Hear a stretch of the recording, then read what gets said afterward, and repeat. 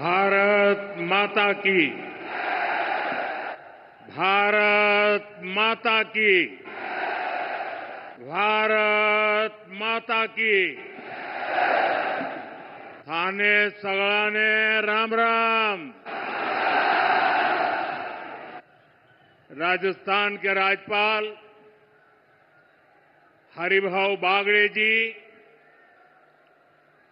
यहां के लोकप्रिय मुख्यमंत्री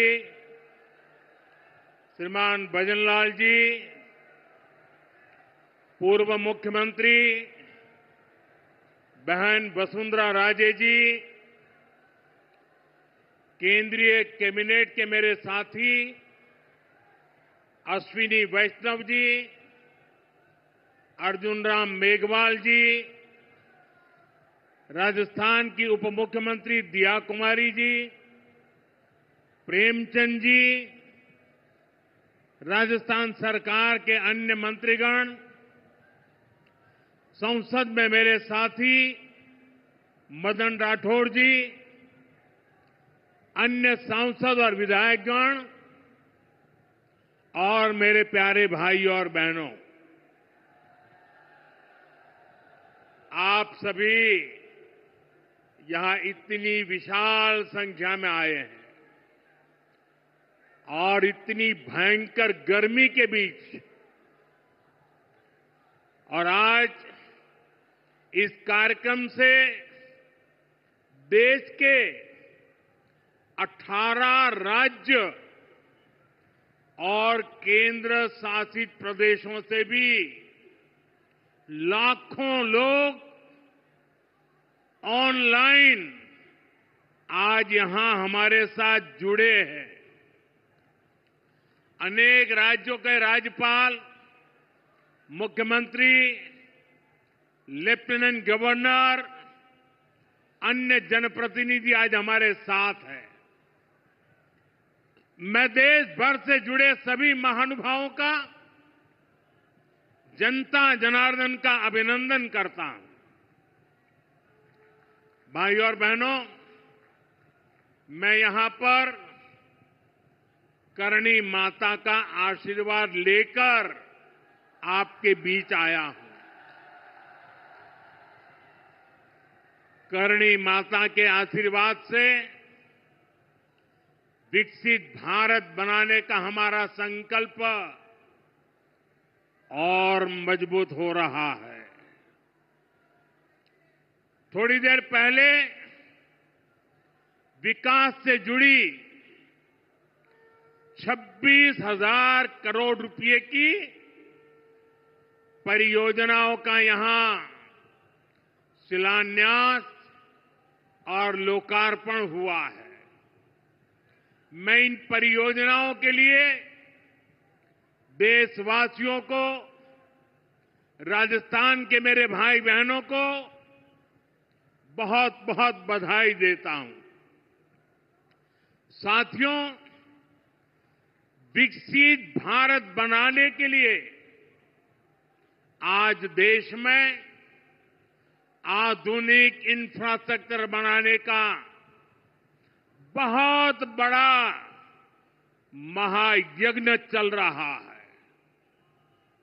हमारे देश की सड़कें आधुनिक हो, हमारे देश के एयरपोर्ट आधुनिक हो, हमारे यहां रेल और रेलवे स्टेशन आधुनिक हो, इसके लिए पिछले 11 साल में अभूतपूर्व गति से काम किया गया है। आप कल्पना कर सकते हैं, इंफ्रास्ट्रक्चर के इन कामों पर देश पहले जितना पैसा खर्च करता था, आज उससे 6 गुना ज्यादा पैसा खर्च कर रहा है। 6 गुना ज्यादा। आज भारत में हो रहे इन विकास कार्यों को देखकर दुनिया भी हैरान है। आप उत्तर में जाएंगे तो चिनाब ब्रिज जैसा निर्माण देखकर लोग हैरान हैं। पूर्व की तरफ जाएंगे तो अरुणाचल की सेला टनल, असम का बोगीबिल ब्रिज आपका स्वागत करते हैं। पश्चिम भारत में आएंगे तो मुंबई में समंदर पर बना अटल सेतु नजर आएगा।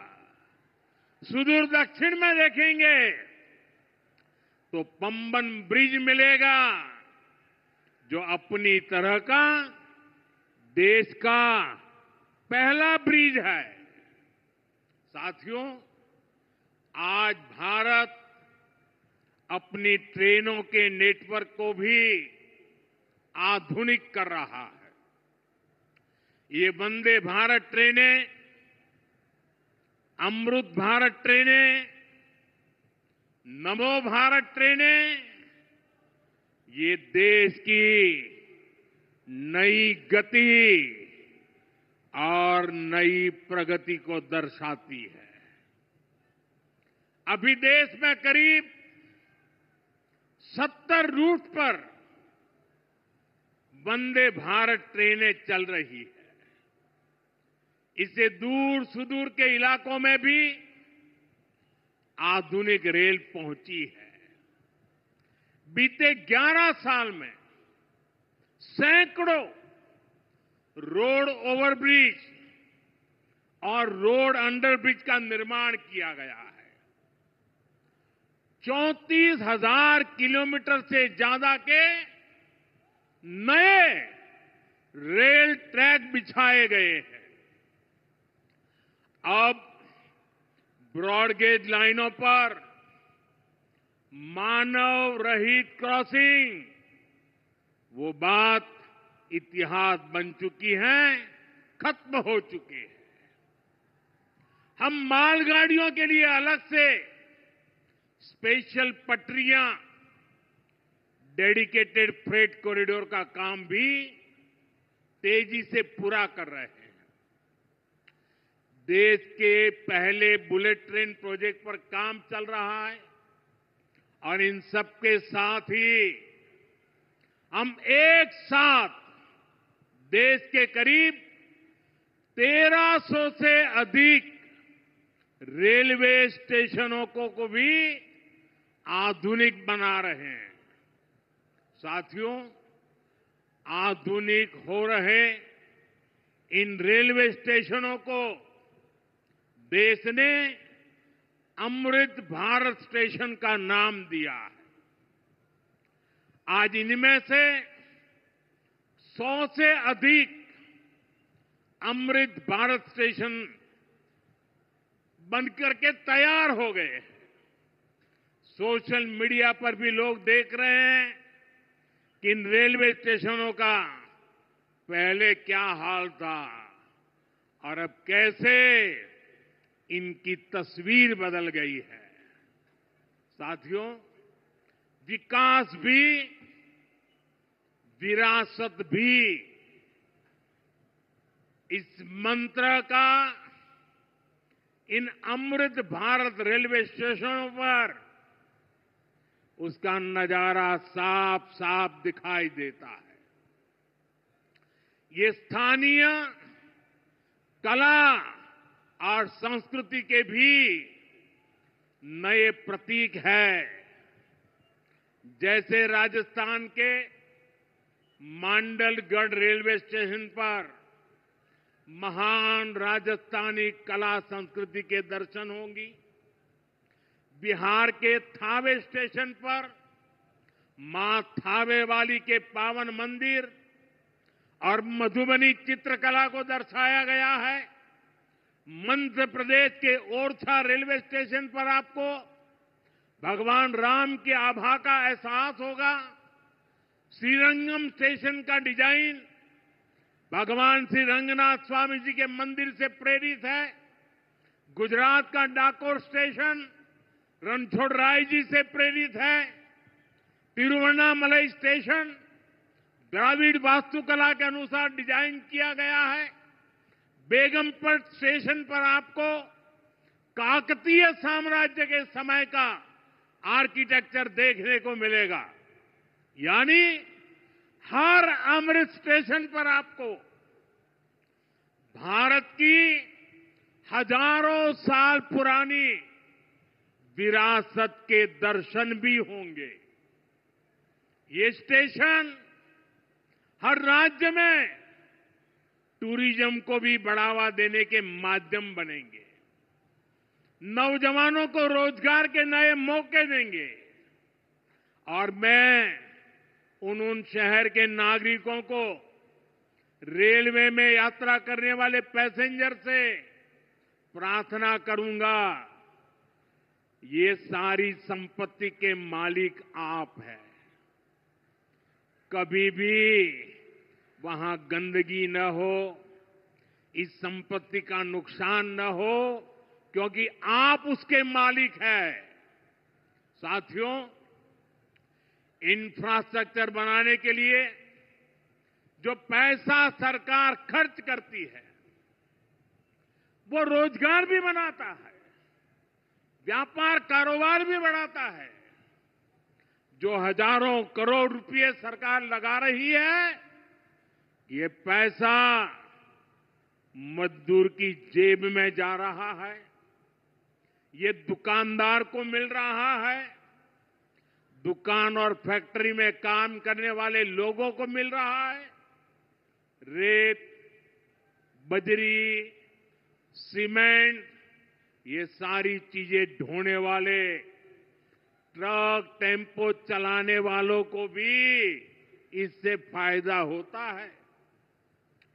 और जब ये इंफ्रास्ट्रक्चर बनकर तैयार हो जाता है, तो फिर अनेक गुना और फायदे होते हैं।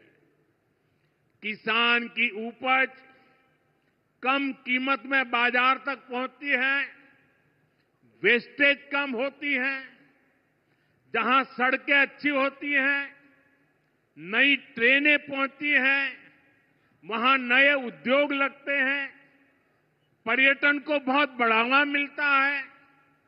यानी इंफ्रास्ट्रक्चर पर लगने वाले पैसे से हर परिवार का, खास तौर पर हमारे नौजवानों का सबसे अधिक फायदा होता है। साथियों, इंफ्रास्ट्रक्चर पर जो काम हो रहा है, उसका हमारे राजस्थान को भी बड़ा लाभ मिल रहा है। आज राजस्थान के गांव-गांव में अच्छी सड़कें बन रही हैं, बॉर्डर के इलाकों में भी शानदार सड़कें बन रही हैं।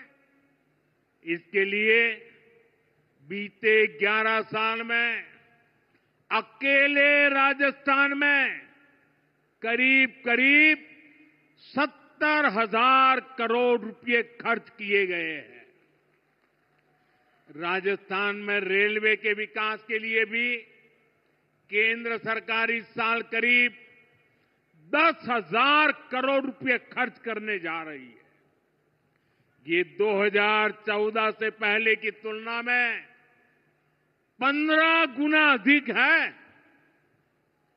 अभी थोड़ी देर पहले ही यहां से मुंबई के लिए एक नई ट्रेन को हरी झंडी दिखाई गई है। आज ही कई इलाकों में स्वास्थ्य, जल और बिजली से जुड़ी योजनाओं का शिलान्यास और लोकार्पण हुआ है। इन सारे प्रयासों का लक्ष्य है हमारे राजस्थान के शहर हो या गांव तेजी से उन्नति की ओर बढ़ सके, राजस्थान के युवाओं को उनके शहर में ही अच्छे अवसर मिल सके। साथियों, राजस्थान के औद्योगिक विकास के लिए भी डबल इंजन सरकार तेजी से काम कर रही है। अलग अलग सेक्टर्स के लिए यहां भजनलाल जी की सरकार ने नई औद्योगिक नीतियां जारी की है। बीकानेर को भी इन नई नीतियों का लाभ मिलेगा। और आप तो जानते हैं, जब बीकानेर की बात आती है तो बीकानेरी भुजिया का स्वाद,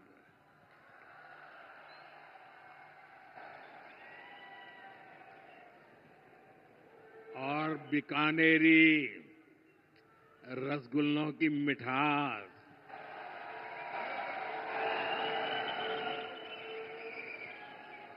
विश्व